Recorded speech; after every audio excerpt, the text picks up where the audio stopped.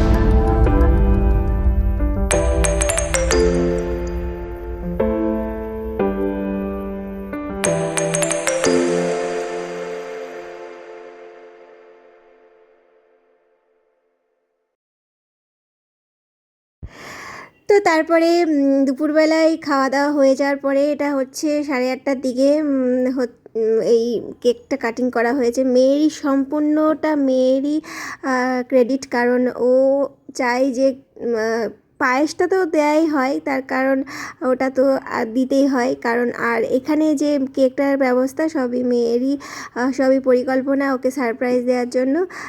অন্ধকার ঘর করে চোখ বন্ধ করে নিয়ে এসে, যেগুলো শ্যুট করা হয়নি, তো ওকে সারপ্রাইজ দেওয়ার জন্য, যে আমি তোমার জন্য এই সারপ্রাইজটা করেছি। তো এটা একটা আলাদাই মজা। তো ও এটা করে মজা পায়। যাক, বাচ্চারা যেটা করে মজা পায় সেটাই ভালো। তো আজকের ব্লগটা এখানে এন্ড করে দিচ্ছি। আবার দেখা অন্য কোনো ভিডিওর সঙ্গে। Bye bye.